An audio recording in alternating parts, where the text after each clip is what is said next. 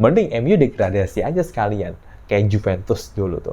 Biar manajemennya insaf, biar pada tobat atau semua atau satu tim itu kan.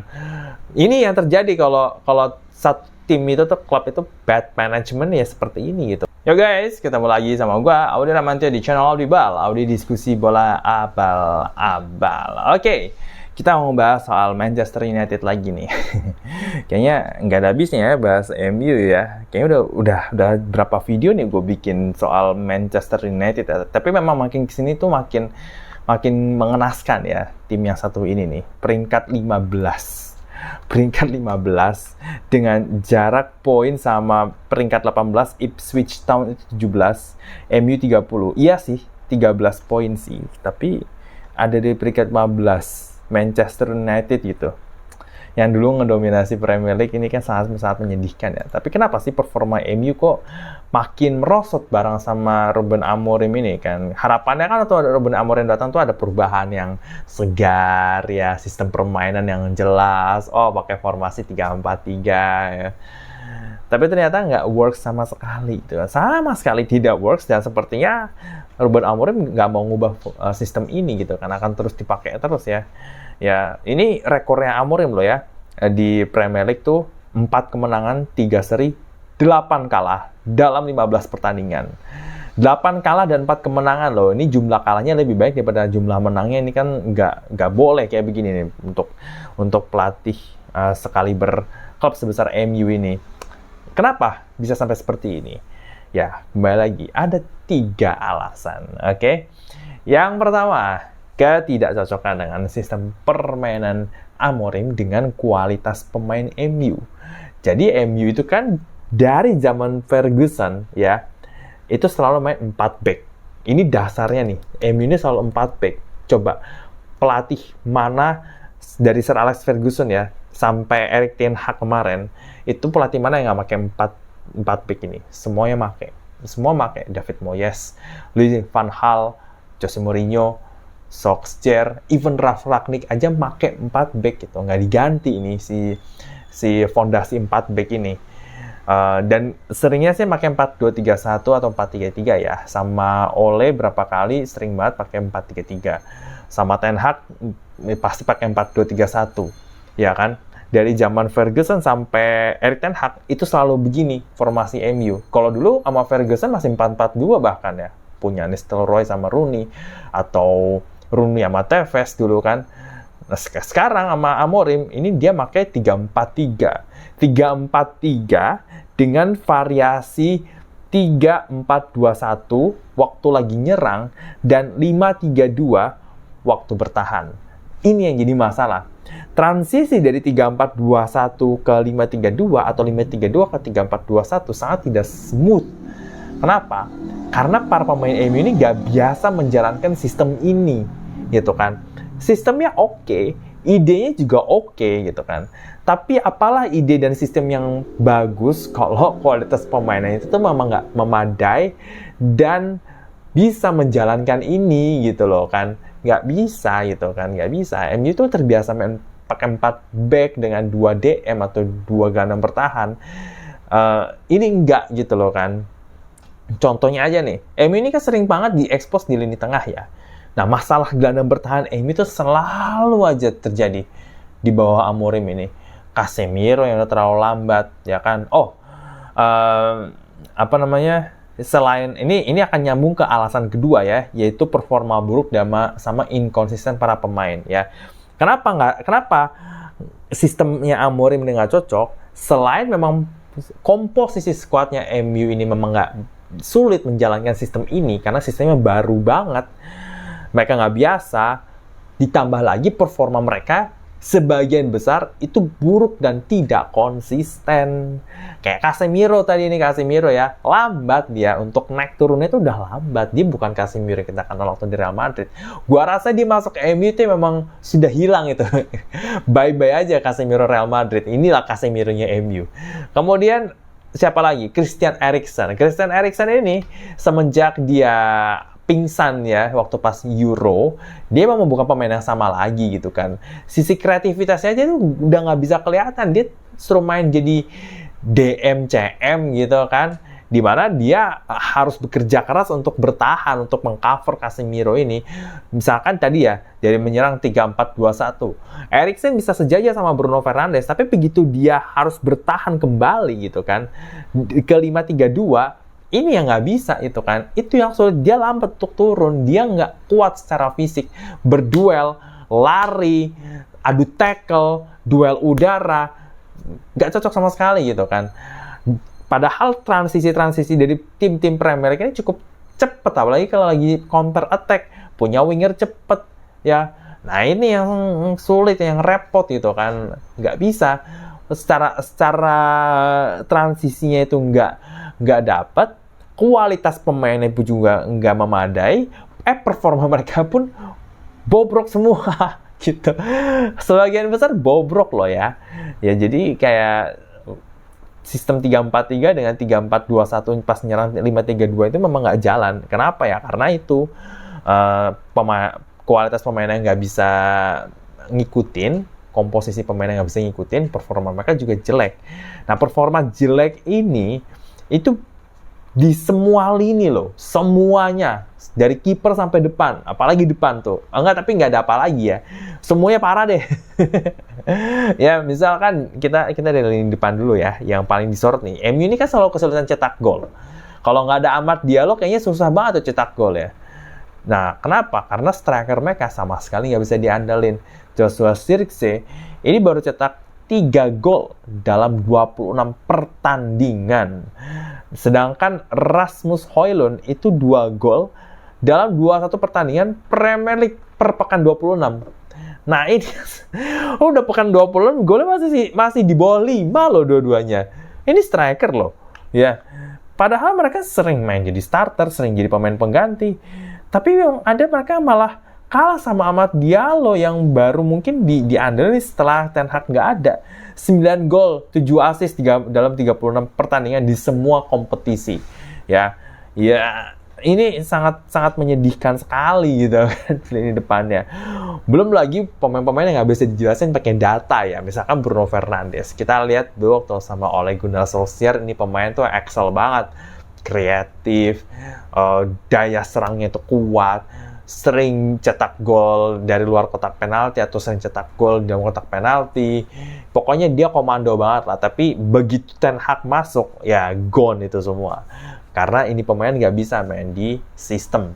Ini pemain harus dikasih free roll. Ya, dia nggak bisa tuh yang namanya harus mikir tuh, oh gue harus ke sini, gue harus ke situ.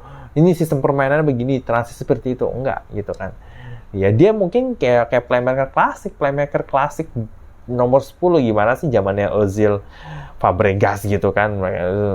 Tapi mereka lebih smart ya gitu. Mereka masih bisa main pakai sistem. Cuma maksudnya kayak Bruno ini memang benar-benar hilang aja gitu kan.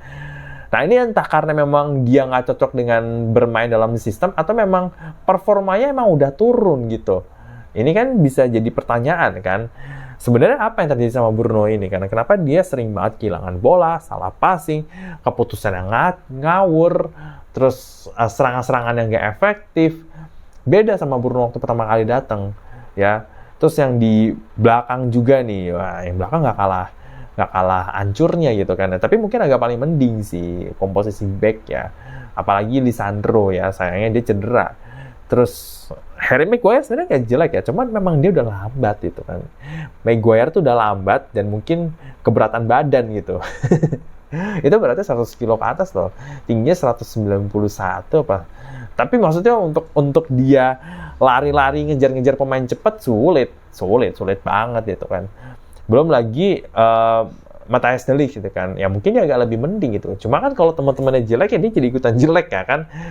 Nah ini yang juga jadi masalah. Karena MU biasa main pakai 4 back, begitu 3 back, mereka tuh jadi bingung aja gitu kan. Emang nggak gampang untuk menjalanin sistem 3 back itu memang sama sekali nggak mudah gitu. Apalagi ini pemain nggak biasa main dengan formasi kayak begini. Jadi kayak, ya secara penampilan mereka juga lagi turun banget, tapi secara kolektif mereka sulit untuk adaptasi. Nah, kenapa bisa sampai separah ini? Karena MU mengalami alasan yang ketiga, yaitu krisis pemain akibat cedera dan dipinjamkan sama klub lain. Jadi gini nih, ini kayak Ini kayak mirip-mirip sama Di Maria maksudnya. Pemain keluar, tapi gak diganti sama yang baru gitu kan. Jadi dia jual pemain, ya kan? Dia jual pemain nih. McTominay dijual, Wan-Bissaka dijual. Terus yang dilepas-lepas kan ada juga tuh Anthony Martial dilepas. Pemain-pemain yang dipinjemin, Sancho dipinjemin ke Chelsea, Anthony ke Real Betis, Rashford ke Aston Villa gitu kan. Tapi nggak diantisipasi dengan mendatangkan pemain baru di bursa transfer musim panas 2024 sama musim dingin 2025. Cuma beli Patrick Dorgu doang gitu kan. Ya dia aja back sayap gitu kan. Maksudnya kan yang butuh depannya juga. Ini nggak ada gitu loh. Jadi, sama satu lagi ya, MU jual Mason Greenwood ke Marseille. Lo bayangin tuh, berarti dia kehilangan 4 pemain sayap penyerang gitu. Rashford, Sancho, Greenwood, sama Anthony. Disisain cuma Garnacho sama Amad Diallo. Garnacho depan gawang tinggal berhadapan 1-1 sama kiper, tendangannya malah melayang jumpa fans sih. Aduh, itu manajemennya nggak antisipasi gitu kan, dan malah melakukan kebijakan efisiensi ya. 100 karyawan MU dipecat gitu kan. Bahkan Sir Alex Ferguson kontraknya nggak diperpanjang, gaji legend dikurangi sebagai ambasador. Wah gila tuh ya, kayak siapa ya efisiensi ini nih? Itu lah gimana coba? Klub sebesar MU, komersilnya besar gitu kan. Dia ngelakuin efisiensi tapi dia nggak masukin pemain baru gitu loh. Lu gimana mau compete ya? Kalau dia ada di peringkat 15, ya memang well deserved gitu kan. Bahkan kalau menurut gue ya, mending MU degradasi aja sekalian kayak Juventus dulu tuh. Biar manajemennya insaf. Biar pada tobat atau semua atau satu tim itu kan. Ini yang terjadi kalau satu tim itu tuh, klub itu bad management ya seperti ini gitu kan. Ya sebenarnya bukan klub aja sih ya. Secara keseluruhan dalam bisnis ataupun dalam berorganisasi, manajemennya tetap nomor 1. Manajemennya siapa yang melakukan manajemen, yaitu manusianya. Ya, kalau misalkan manusianya nggak menjalankan dengan benar, apapun outputnya pasti berakhir dengan buruk ya. Kalau di bisnis produknya pasti nggak bagus, jelek. Kalau misalkan dia jual jasanya amburadul, ngawur ya kan, kurang ramah lah nggak happy. Nah kalau case-nya di sepak bola ya klubnya kalah-kalah terus, apalagi kebijakan efisiensi lah, pemecatan lah, apalah. Ini jelas bikin satu tim itu bisa nggak happy loh. Mau dia sebagus Cristiano Ronaldo ya, gue baru mau nyebut Cristiano Ronaldo aja balik ke MU dia komplain, jacuzzi masih sama waktu gue masih di sono gitu kan. Ronaldo terakhir 2008. Jadi bayangin, dari 2009 dia terakhir di MU, balik lagi ke 2021, berarti berapa tuh? 12 tahun. Interior fasilitasnya MU masih sama, gila. Masih sama kayak ruang gantinya, fasilitas Kenny Carrington, jacuzzinya, sampai atapnya Old Trafford kebocoran gitu kan, bocor gitu kan ya. Itu kan menyedihkan banget kan, kayak klub sebesar MU kok kayak begitu. Dan dengan manajemen yang seperti ini, siapa yang happy kerja di tempat kayak begitu tuh siapa? Sebagus apapun skill, pengetahuan, pengalaman seorang karyawan ya, seorang pegawai, dalam hal ini seorang pemain ya, mau dia dulu menang trofi ini itu, punya CV bagus mentereng ya kan. Kalau di kantor mungkin IPK-nya waktu kuliah tuh 4 gitu kan, cum laude, prestasinya macam-macam. Tapi begitu dia masuk kantor, dia datang pagi-pagi nggak happy, perasaannya tuh kayak nggak happy, nggak seneng ya kan.